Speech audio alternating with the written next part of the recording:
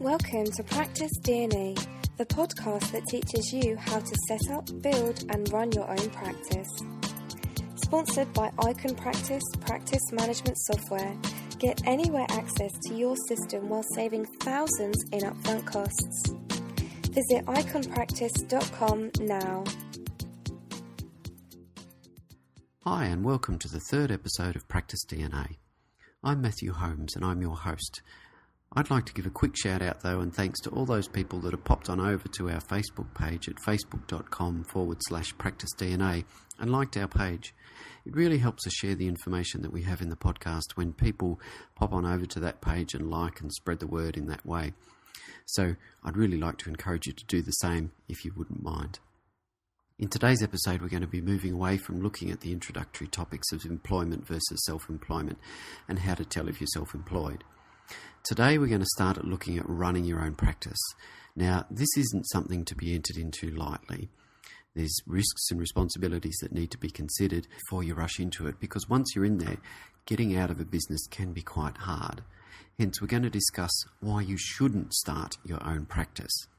Now, I'm very much for people starting their business. I feel that there's a freedom that comes with having your own practice that can be obtained in no other way, and a certain development of you as an individual that can happen when you take on that responsibility. But it's important that you know what you're getting yourself into before you make that decision. Now, it may be that you'd be much happier working as an associate in someone else's practice for the rest of your career. I have friends who have been very happily working at someone else's clinic all their working lives and just love being able to walk out of the door and not have to worry about the things that we're going to be discussing. So you shouldn't assume that the natural progression as a practitioner is for you to someday own your practice. Thus, we've got the 8 reasons why you shouldn't start your own practice. The first reason is why not is perhaps the opposite of what appeals to most associates. That is that your profits are often not as high as you think they're going to be. When you're employed or working as a contractor for a clinic, you're often paid a percentage of the fees that you bring into the practice. It's easy to look at that money and think, why am I giving away so much of what I earn? The reality is that the costs of running a practice are more than many people realise. You have premises costs like rent, council rates, electricity, water and insurance. You have running costs like telephone, internet access and software costs. And you have asset purchases like benches, furniture, computers, IT equipment, as well as things like diagnostic equipment. And you may have debt repayments if you've used financing to fund your startup. Then you have your staff costs. Initially, that you may be able to function without a receptionist, but eventually you're going to have to start employing staff if you want to grow your business. All of this eats into the profits of the business, particularly when you're first starting out in your practice. The second thing is that you're going to have lots of learning to do. Now, we're going to break this one up into a number of parts. The first is that you have to learn about business structures and tax structures, etc. This is one of the things that we're going to be hoping to explain with the podcast. However, for many people, this can be a very dry and boring subject. While you can get advisors to help you with this stuff, you really should start to understand it yourself so that you have some idea whether or not you're getting good advice or bad. Choosing the right business structure can have a big impact on your business. This influences the risks you expose yourself to, as well as your tax obligations. So similarly, you have to learn about completing quarterly and annual tax returns, or at least providing your accountant with that correct information to enable them to do it for you. The third thing you need to do is you need to learn about business setups. So how to, we're talking about their different business, this is different from the business structure, but you have to learn about leases for business premises and how to decide how much space you need. You need to choose a business location, which can have a big impact, not just in terms of monthly costs and overheads, but it's also going to impact your presence within the local community. A prominent location is generally going to result in more exposure, but will often come with a higher price tag. Also, permits and regulations will impact upon your choice of regulation. So you'll have to learn about requirements that your local council places upon healthcare businesses in terms of zoning for certain types of businesses, parking requirements, health and hygiene requirements for certain types of practices, limits on opening hours, etc. Now, all of this can be really boring and very frustrating to deal with. The fourth reason not to start your own practice as well is that you're going to have to learn a lot about hiring and managing staff, as well as dealing with superannuations or pensions, tax reporting and withholding obligations. And really, trust me, this can be very boring and as tedious as it sounds. There is, however, a real skill in hiring the right person. This is going to be another future episode for the podcast, but for now it suffices to say that hiring the wrong person can be very costly for your business. Aside from the recruitment costs for advertising for someone, as well as the cost of your time in interviewing candidates, the cost of training staff in both monetary and time costs is really substantial.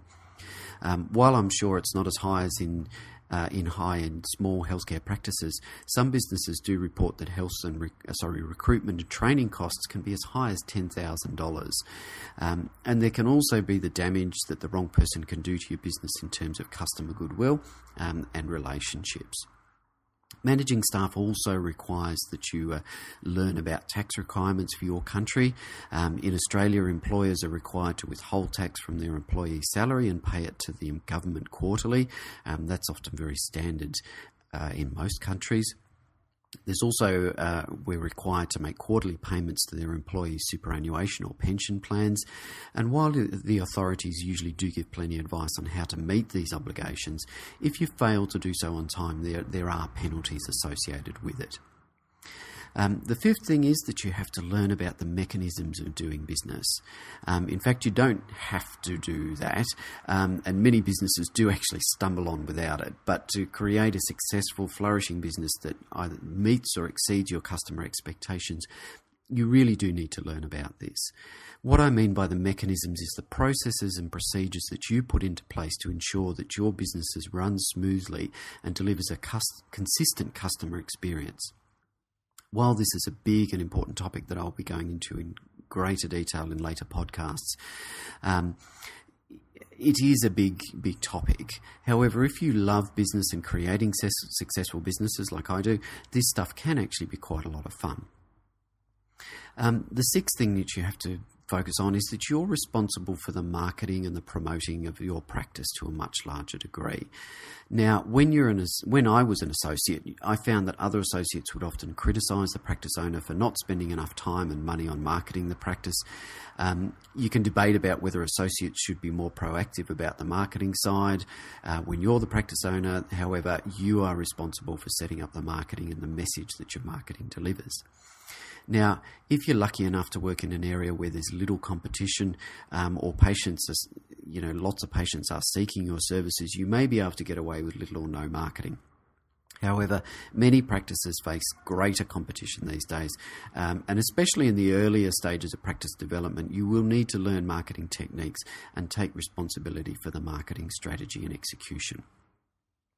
The seventh point why you might not want to set up your own practice is that you're going to become responsible for the supply and maintenance of the office equipment.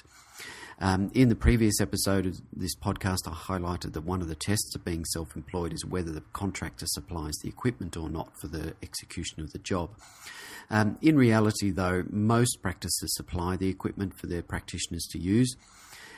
This point could perhaps be grouped under point 1 in terms of the cost of the business, but there's also the time and effort involved in supplying and maintaining your practice infrastructure. And the last point about why you may not want to start your own practice is that the buck stops with you. And that is that ultimately you're responsible for the success or failure of your business. Personally, I find this to be a freeing and invigorating point, but many people find this responsibility just too much to bear. And certainly it can have the downsides in that you can't just walk away from the practice at night and forget about it. However, you do have the chance to run the practice in the way that you want, and to develop the culture and environment within your business that you want. And to me, that's a definite positive. So